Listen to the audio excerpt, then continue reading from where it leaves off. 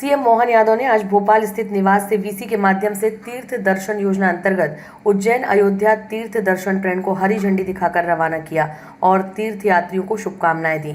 इस दौरान सीएम मोहन यादव ने कहा, हमारी सनातन संस्कृति में तीर्थ यात्रा का विशेष महत्व है, क्योंकि तीर्थ मोक्ष प्राप्ति का पावन मार्ग प्रशस्त करते हैं। बाबा महाकाल की नगरी उज्जैन से बाबा विश्वनाथ की नगरी वाराणसी और भगवान राम की जन्मस्थली अयोध्या के दर्शन हेतु प्रस्थान कर रहे सभी तीर्थयात्री बधाई के पात्र हैं। उन्हें गंगा स्नान, भगवान विश्वनाथ के दर्शन के साथ साथ संत रविदास एवं कबीरदास जी की जन्मस्थली के दर्शन का भी अद्वितीय सौभाग्य प्राप्त होगा।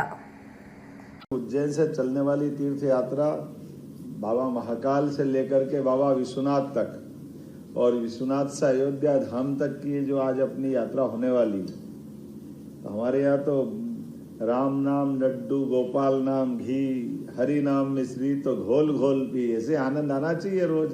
इससे ज़्यादा क्या आनंद है। इन सारे यात्राओं का निचोड़ हमारी अपनी जीवन की ये कहानी है। जब आज उज्जैन, आगर और आसपास के सारे बंधु जुड़े हुए हैं और तीर्थ यात्रा के माध्यम से उज्जैन के बाद बाबा विश्वनाथ, जहाँ अहिल्या महारानी द्वारा बनाया गया बाबा विश्वनाथ का मंदिर, और आज हमारे प्रधानमंत्री की वो अपनी लोकसभा क्षेत्र भी है, और अयोध्या में जो भगवान राम का धाम मुस्कुरा रहा है।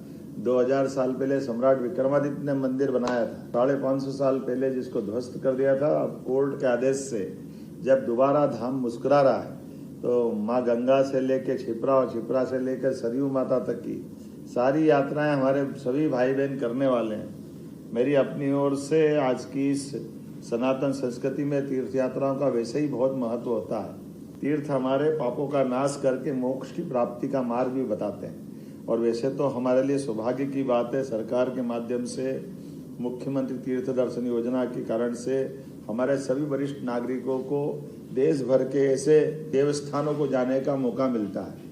और ये भी हमारे लिए संयोग है और अद्भुत बात है कि हमारे राज्यों के अंदर रियासतों के काल के राजाओं की अपने दायरे भले ही थे, लेकिन एकात्म रूप से भारत का जो दर्शन होता है, ये भारत सदियों से अपने उन सारे तीर्थों के भरोसे से अंतर्निहित भावनाओं को सदैव प्रवाहित करता रहता है। इसलिए हर एक किसी की इच्छा होती है कि गंगा सागर में डुबकी लगा के आए।